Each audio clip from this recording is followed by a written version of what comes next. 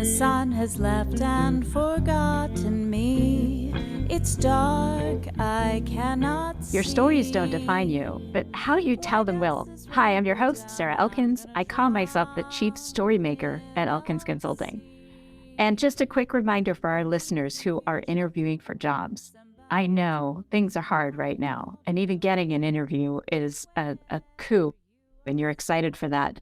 If you really want to nail it, my new Get Hired job interview storytelling course is available now for $199, and it includes a small group storytelling practice session. So visit elkinsconsulting.com for more information. Today's guest, Nettie Owens, was introduced to me by my friend Jennifer McGinley. And anytime Jennifer introduces me to somebody, I know it's going to be a quality conversation. And listeners, you will not be disappointed.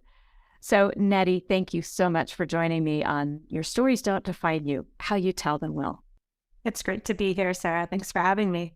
Absolutely. I know that this is going to be fun because even in the first 10 minutes of our conversation, as we kind of went over the housekeeping stuff, we connected in a way that felt just very authentic and relevant.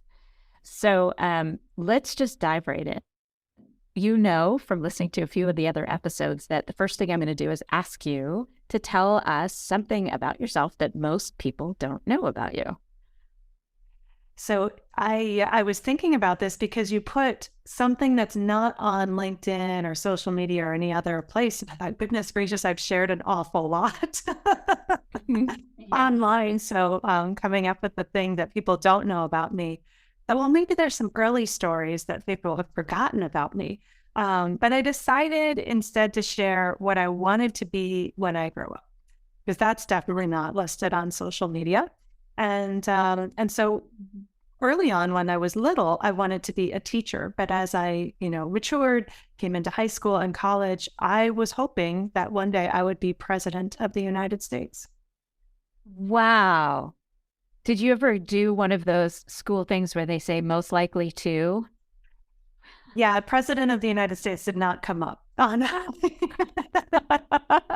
I'm a little surprised because often that is what comes up and that is like, oh, yes, that is what I want. Yeah. I didn't get that either. I was thinking you were going to ask me if I took those career assessments, and then it actually reinforced the teacher or psychologist was the other thing. But still, president of the United States didn't come up. So that was just not on the list for the assessments, but definitely it was in my mind. Well, I don't know. Sometimes those assessments, especially in younger ages, don't really do us justice for who we are to come. Mm-hmm. I think about the story that I read, oh gosh, must be a year ago, about how the hero of the story doesn't know they're the hero at the beginning of the story. Right. And even at the end of the story, sometimes they don't see themselves that way as the hero. And then you think about the characters that go alongside the hero of a story, where some of them know there's greatness in that person, but they don't know what it's going to look like. Mm-hmm. And then the others that don't see it at all. I mean, and it's not till you look back that you're like, oh yeah, he always had it in him. Right? Right. Yeah. So definitely a 2020 hindsight kind of a thing where you realize the connections and the opportunities and such. Even saying, the assessment did say teacher and psychologist, and there's so much of what I do now that I feel falls squarely in those categories. So it doesn't surprise me that at that time that came up as, something I would be good at. Right. And now I have kind of two follow-ups with that. This leads us right into what you do, because I love to ask, I'm going to ask you to tell me and our listeners what you do without telling us what you do by sharing a story about a recent experience with a client or at work. Yes. All right. So recently I worked with somebody who received a message in their inbox of a new connection that is very interested in at least fostering a relationship, if not working with that person. And they were in the right aligned job, and, to make that connection, things like they were just the right person to reach out and say, hey, I'm really interested in what I'm seeing on your social media. And as I share that story, I realized that you might be a little misled about what I do, but it's all kind of part and parcel. So I'm going to drop it there. Well, it'll come together. Yeah. So you saw they forwarded it to you and said, how do I respond? No, they forwarded it to me and were just very excited. They're like, oh my gosh, look at this. I got this new connection, and that connection is spot on with who I'd like to connect with. And I can't wait to foster a relationship with them. So they were sharing that excitement. Mm-hmm. Exactly. That's awesome. So they're basically saying, you helped me get to this point, and look what just happened. Look what just transpired. Mm-hmm. Yep. I love that. And that just reminds me of, I just recently hosted the 6th No Longer Virtual event. And at the end of the day, one of the new people said, this was at 5:30 at night, and it had been a huge full day from 8 a.m. at breakfast, sessions, a field trip. Like, it was a really full day. So 5:30, we finally broke for dinner. And he said, I never stay at a conference past 3:30 in the afternoon. I'm always done by then. And I said, oh, I'm sorry. I know it was a really busy full day. And he goes, no, it's a compliment. I'm not complaining. It was amazing. I remembered that sense of accomplishment at hearing this review from somebody who was brand new to the event and the community that had been collected over the years. So that is the best feeling. I'm so glad that you got to receive that comment. That means that you're on the right track. Yes. And I'm celebrating with you your comment, because I know, having hosted events myself, how significant it is when an attendee is excited about what you're doing and receives from the experience that you're creating, the container that you've created, and has their own transformation because of what you've pulled together. So, well, you and I, we do the same thing in that we create an environment so that others can succeed. It's true. Yes. We're nurturing what they already have in order for them to be able to see it. So now, what is it that you were doing with this client? Let's actually, do the big reveal. What were you doing with this client that they sent you this message? Absolutely. So for this particular client, I work in a fractional COO role, which means that I help all of the business survive and thrive and grow, including the marketing, messaging, making sure that's all in place so that they can step fully into their CEO role and do what they need to do best, which is connect with amazing people and build relationships, which are going to grow and expand the business. And that's what I do in a variety of forms for everyone that I work with. I work with business owners, CEOs, and founders to help them step into their CEO role and really embrace that and make sure that they're doing something every day in that role, which sounds like, well, that's their job, of course. But as you know, as the business owner, founder, you often are wearing all of the hats. And when it comes time to move into this role of being the leader of your company and you have other people around you, or you're about to, it can be hard to stay in your lane. It can be hard to know exactly what to do. And so that's where I come in to help support that growth for the leader to transition into that role. I love that. And all kinds of sparks are flying in my head. All kinds of sparks. And partly because I know as a solopreneur that as soon as I started delegating some of my tasks, either to contractors, or I did hire a part-time assistant to do my podcast show notes, and she's wonderful. She's doing a great job. I remember when I worked with a business coach and she said, write down all the tasks you're doing every day, figure out which ones you can delegate. And I remember when I finally hired a bookkeeper, I was like pulling out my hair, trying to figure out what I was supposed to be doing as an S Corp, as in my bookkeeping. And I have an MBA. Like, I kept telling myself, I should be able to do this, right? It shouldn't be that hard. But doing daily accounting and business accounting is really different from what you learn in an MBA program. It's true. And I had these shoulds in my head about I should be able to do this. And I've been trying to remove the word should from my vocabulary, whether it's geared toward me or to somebody else. But I remember as soon as I hired a bookkeeper, it was not cheap, but we got set up. I paid cash up front for her to set up my QuickBooks well and to help me organize all the documentation I needed for payroll. And within, I don't know, 2 or 3 months of hiring this bookkeeper in her company, my income increased more than enough to cover that cost. Well, more.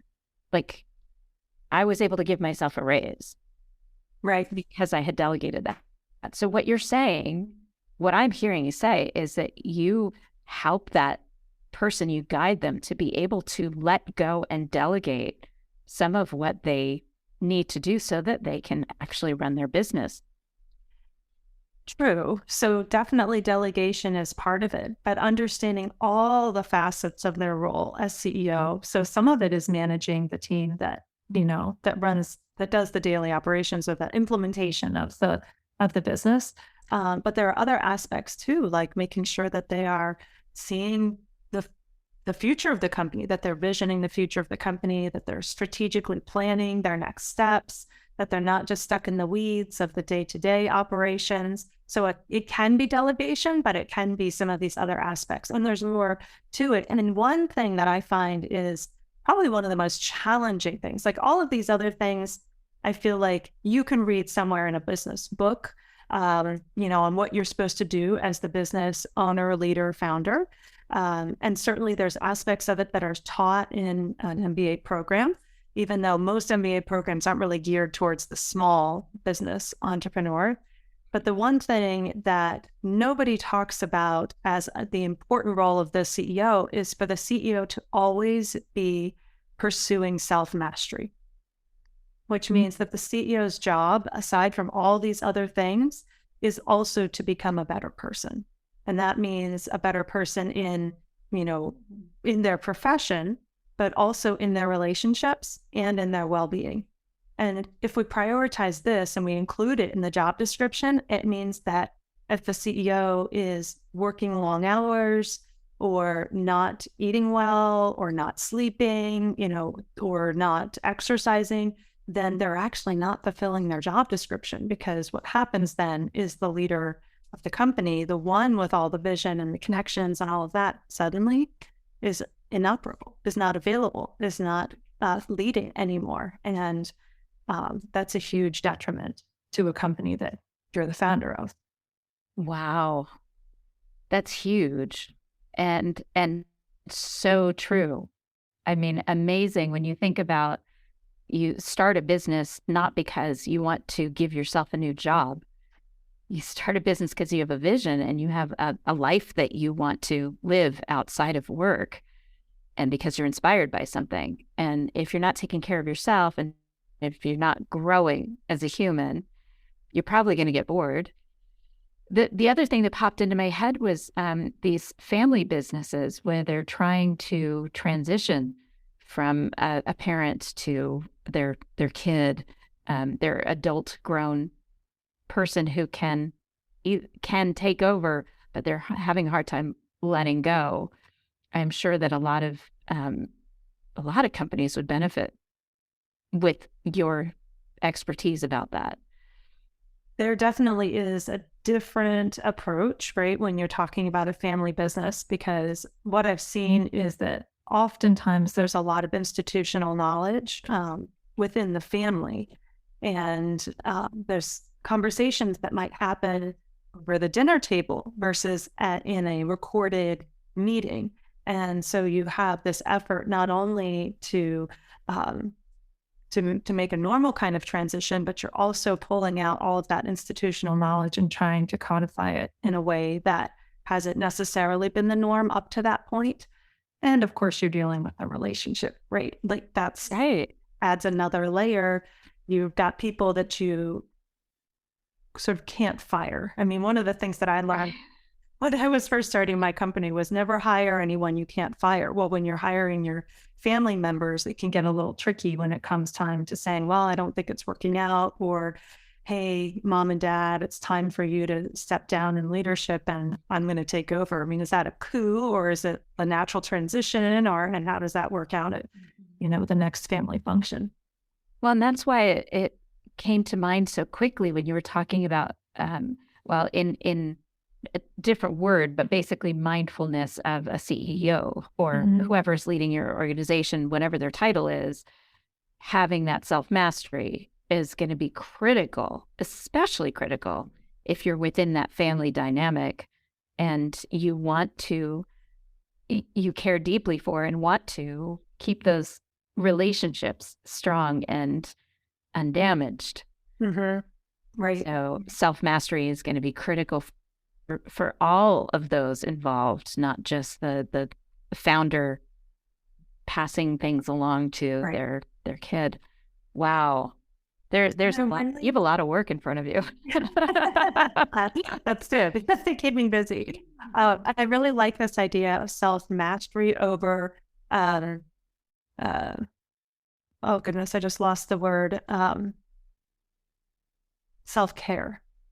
Oh, I think self-care has a different tone and feel to it, even though we might actually be describing some of the same things. When I see self-care, it's been used in such a way these days that it elicits like massages and bathtubs. And that's great.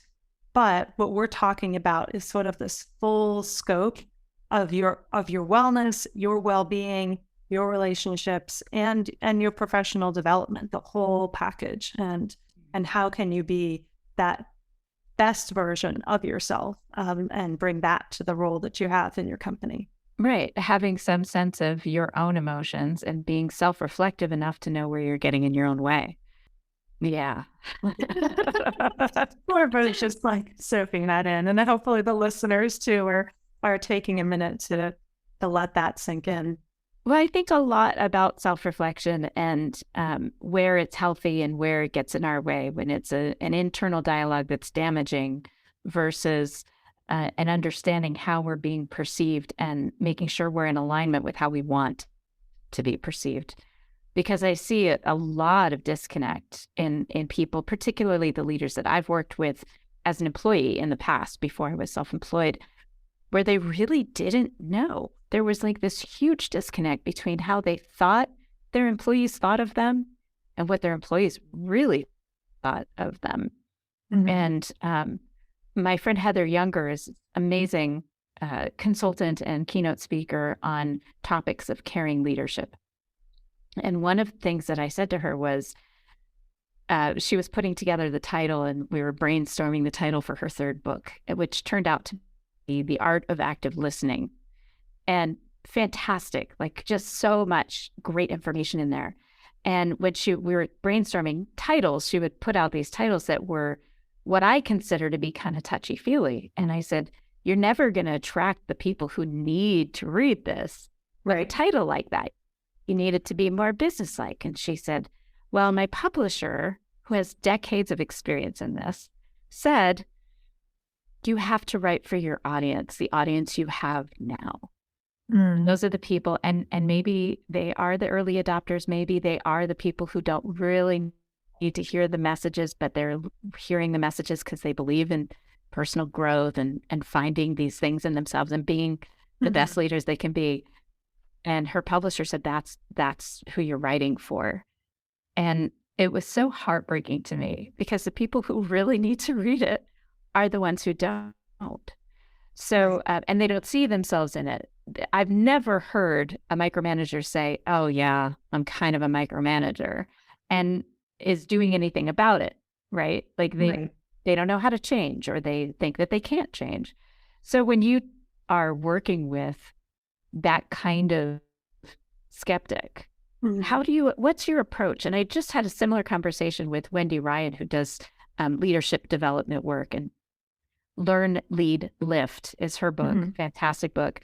We were talking about the skeptics when it comes to those messages, but particularly messages about self-reflection and the Strengths Finder assessment, the kinds of assessments that you mentioned early in our conversation. So what is your approach to that? So I'm actually going to kind of go back around a little bit. We talked about the hero's journey. and earlier in this conversation, and the reluctant hero. Actually, I'm going to infuse reluctant hero, because you said the hero doesn't always know that they're on the journey, or that they're deemed for greatness until the end, and maybe even then they're not quite sure. So I think, to answer your question about my approach with skeptics, it's similar. The leader doesn't always realize the influence that they have. They don't realize that even if they're sitting there owning a company or sitting with the title that says CEO, they don't always realize what that means and what weight it carries, that they are the hero of the story, and that they are required to go through the trials and tribulations that are part of the hero's journey, and face the dragons, both physical and emotional, and that their job is to take this learning and bring it back to the village or back to the employees, and guide them. So helping them understand and see themselves in their role is kind of the cornerstone of then helping them know what they need to do in order to be in that role, and understand that nothing of what's happening is happening to them, but it's happening for them as part of this growth journey, as part of their business's growth journey. And I feel like that's the starting off point, is just really helping them identify their identity in this situation, and then that leads to the rest of whatever work we're going to do together. Oh, I love that approach. Just starting with, this is your role, and how do you want to show up? It's basically, wow, that's terrific. I love that concept. I love that you brought that back to that journey and the beginning of the conversation. We actually have a part in the things that I offer. Just this January, we started offering a segment of the programming that's specifically called Heroic CEO, for this reason. And part of what we do at the very beginning is we write out their hero's journey. And so I would invite, if you're listening and you're wondering, like, what does that look like? How would I do that? Go online, Google hero's journey, so you can see, what are all the aspects of it. It's very formulaic. And then use each segment as sort of a prompt for yourself. What's the village that I live in? Who are my guides? What challenges might I be facing, or might I face? What could I learn from that? And just walk through it and write that story out for yourself. You don't have to be the leader of a business for this to be a useful exercise. And you will gain a lot of insight, because no matter what, we're all a leader somewhere, whether that's in our household or in our work, or in the community in some way. And we all play the hero at some point in the journey that we're on. I love that. We do. I think so many people dismiss their need for personal development, professional development, because they think they don't have the title that goes with it. And there is no title that denotes leadership. I mean, I know people, when I worked for the city here in Montana, I knew people at the administrative support level that were leaders, because of their care for the community. And they didn't see themselves as leaders. They didn't have the title of leader. And yet they were absolutely leading and supporting the people who needed the support to get their work done. And without them, our community is at a standstill. Mm-hmm. Yeah. Have you noticed that there are other times where it's important to be reminded of somebody else's hero's journey and what role you might play for them? Because I always think about myself as the guide. I rarely think of myself as a hero of a story. I almost always exclusively think of myself as the guide in somebody else's, a guide in somebody else's story. So for you specifically, and this is for me as well, because I'm in a similar role, right? I am often the guide in someone else's story. But no matter what, we are the hero in our work, in the company, in the business that we have. It's us. We're the hero. So at some point, you're always the hero. You're the hero it's going to sound so cliche. You're the hero of your own story. You're on life, but that is true. So while I might be this role over here, when I'm, like you said, when you were doing your books and things like that, that was you being the hero in your work and business. And, as again, in our household, so I'm a mom of 3, and I can be the hero as a mom, and then my husband has his own role, and he's the hero as dad, right? And it's going to look a little bit different. He's going to battle his own dragons, and then he'll have to bring that back, and same with me. So it might seem like we can only be hero in one place, but that's not true. And it's not true that we can't have different roles depending on whose story we're part of. So tell me an example of a CEO you worked with, obviously no names. You were successful in having them understand their role as the hero of their organization and maybe the impact of that on their company and employees. Mm-hmm. So it's always an ongoing and developing thing. I feel like it's often this like very elusive, like you're always just sort of grasping at it, and it's never this case where it's fully formed. I mean, I feel like once we get to that point, then we're done, and we're done, right? The various. And I have to interrupt. One of the things that I always say when I talk about light bulb moments is that there are no truly light bulb moments. They're all on a dimmer switch. Yes. And there are so true.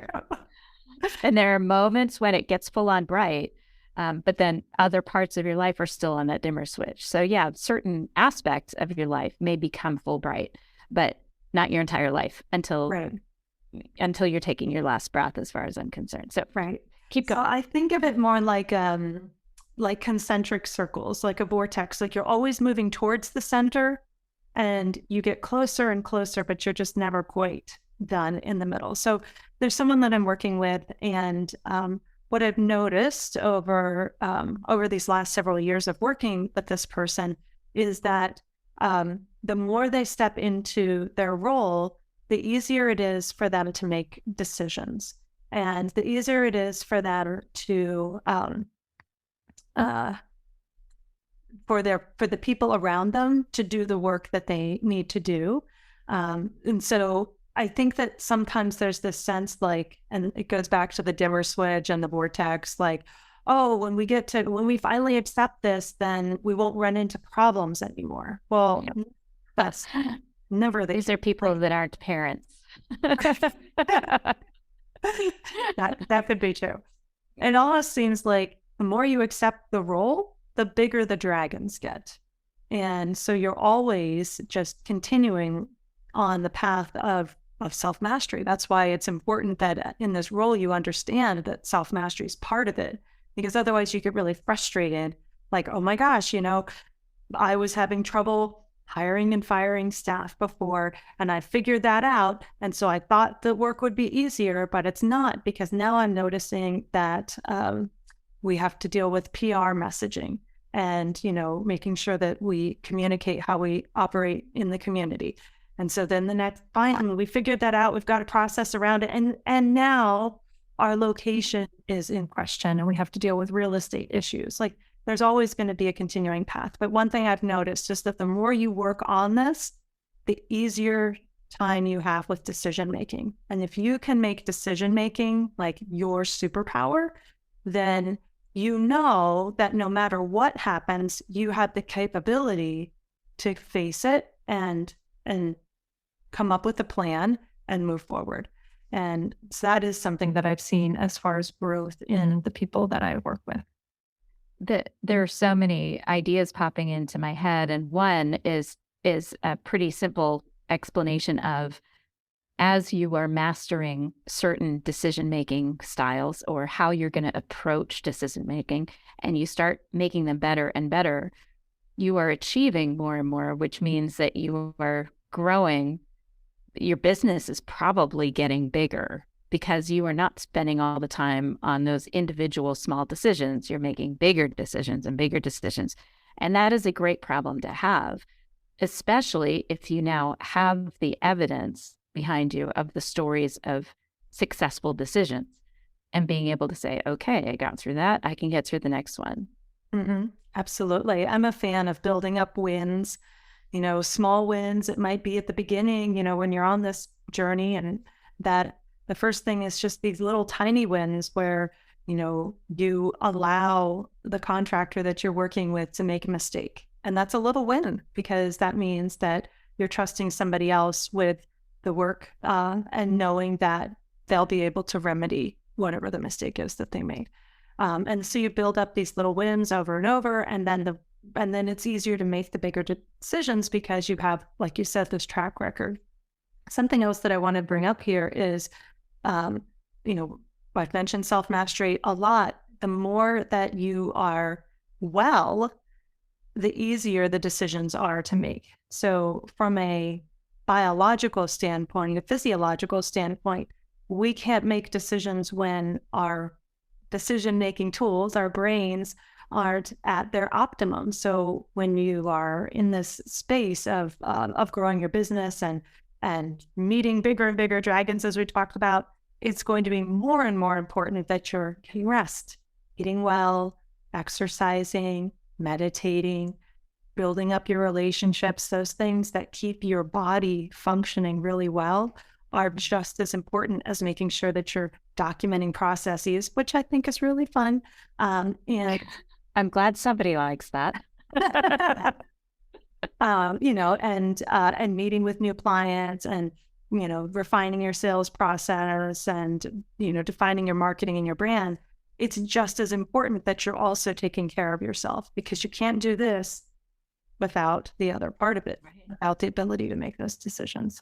This is all coming full circle in my brain for so many reasons. And one is that at No Longer Virtual in Chicago just recently, Melissa Hughes and Megan Miller did a session on creating healthy habits or the better habits. And one of the key things is that if your brain is flooded with cortisol and all of those stress hormones, then guaranteed you're not making the best decisions, because your prefrontal cortex isn't engaged because your reptile brain, your amygdala hijacking is going on because cortisol is flooding it.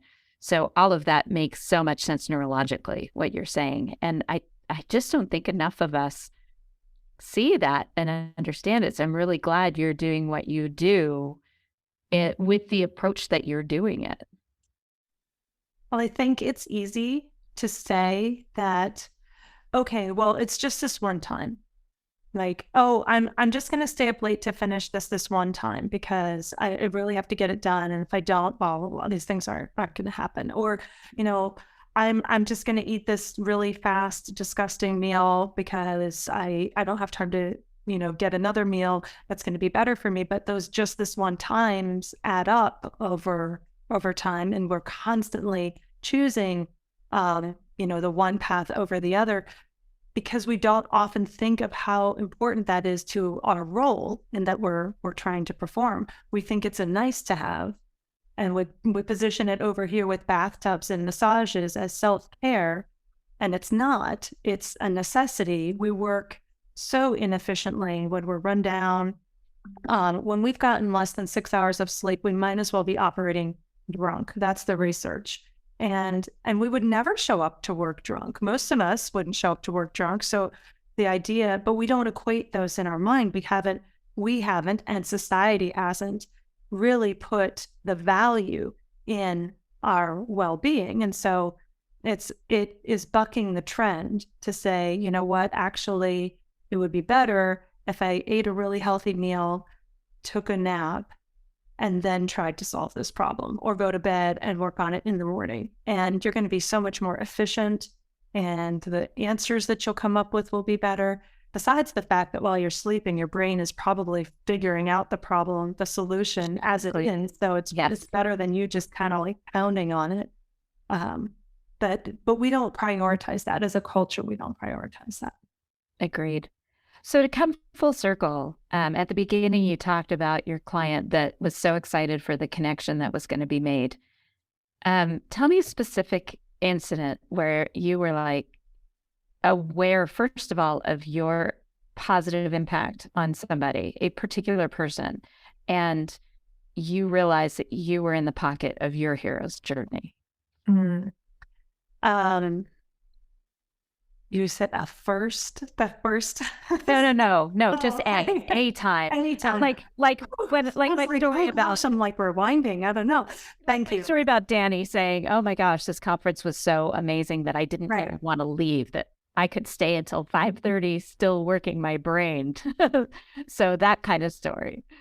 Oh, goodness. Okay. So one time, so I also host conferences, and at a recent conference, um, I had somebody say they'd never achieved what we did in the room before at another conference, which was we work on creating your strategic plan, and then we start implementing that plan while we're together. And they had never felt like they belonged. And that was what we had created in that space. And it was so impactful for me because the group that was together, nobody looked like each other. Nobody had the same background. Their economic backgrounds were different. Their religious backgrounds were different. Like this group was very diverse.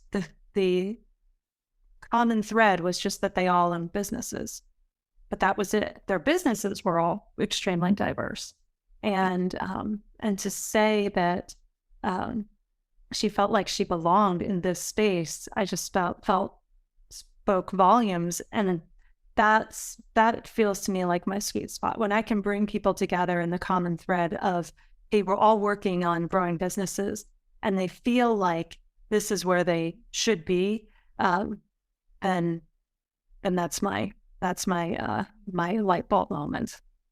That sounds amazing. Like truly amazing. And I know this because I'm still glowing from my own experience with that. And I can feel the joy that you experienced in that moment when she said, I felt like I belonged. Because that's the goal, right? I mean, it's creating an environment where people, when they feel that, they're going to grow. They're going to start or continue their self-mastery journey. But they can't do it if they don't feel that sense of compassion and connectedness and support. It's the most important thing. It's the leading factor that has somebody continue at a workplace or not, is that sense of belonging. Mm-hmm. Absolutely. And I think, unfortunately, that word is kind of being overused. It's being hailed as the answer, just like there's always a buzzword that's being hailed as the answer to all our problems. For a while, it was storytelling. And I'm like, oh, please. That's such a small piece to such a huge puzzle. And you're just focusing on the one thing, and that it's not going to be your one answer to everything. And yet it is the answer to helping people bring their best selves and their most innovative and creative and happy selves, is to make sure they feel like they matter. And it's not as hard. It's not a big challenge if you notice, if you care about that. So I love and really appreciate the work you're doing with people that have the potential to make huge impacts on their communities, not just for their employees, which could be 2 to 500 or more, but their employees' families and the people that those employees interact with. It could be the barista at their local coffee shop, that because they are happier and feel like their work is satisfying, that they are going to treat other people with more kindness. That's just how that works. And their businesses grow. And for just about everybody, their businesses serve others, which means they can impact more people and touch more people. So it really is this, compounding effect or ripple effect. I used to give out stones when I would go and do presentations, because in the past, I was a professional organizer, and I would teach people how, if you just do a little, it can have, this ripple effect going out. If you just organize a little bit each day, it'll make a difference. But the same is true with anything. If you just do a little, but you do it well. You toss your stone in, and you're going to have that ripple effect. So really, truly taking care of yourself, while it sounds selfish, is the way, is the path to helping your employees, to helping your family, to growing your company, to touching more lives. That's the only way. Yeah. Love it. Love it. Nettie, thank you so much for all of what you shared in this conversation. I'm feeling inspired to continue the work that I do, and inspired definitely to follow the work that you're doing. I'd love for our listeners to know more about how to find you, what you're working on in terms of the content that you develop now. And for our listeners, these links will be in the show notes associated with this podcast at elkinsconsulting.com. So Nettie, share with us. All right. Well, you can always go to my website, saparigroup.com, and that's going to take you to all sorts of resources, recordings. You can find a link to click and connect with me if you would like to. I'm happy to connect with you. But I also wanted to offer your listeners a resource, if that's okay. Absolutely. Okay. So it's super simple. It's you text the word freedom, FREEDOM, to the number 411321. And what you'll receive, I'll send out to you, is a guide called How to Succeed in Business for High Achievers. And it is kind of a way that you can do a self-assessment and go through checklist of items, see where you rank. And then if you want, just reach out to me and we can go over what you found. I'd be happy to talk to you about it. Wow, that is such a generous gift. Thank you. I appreciate that. And I know some of my listeners will take advantage of that, because that is a great opportunity to, at a minimum, understand a little bit about what you bring to the table and a little bit about where you might be getting in your own way. Mm-hmm. Absolutely. Yep. I love that. Nettie, thank you so much. I so appreciate your time. Listeners, thank you for listening to Your Stories Don't Define You, How You Tell Them Will. And now it's your turn. When you think about your hero's journey and the role you play in other people's hero's journeys, how do you want to be remembered? What are the things that you want people to know about you at the end of the day? And how are your actions and your behaviors aligning with what you want people to know about you? Thanks for listening.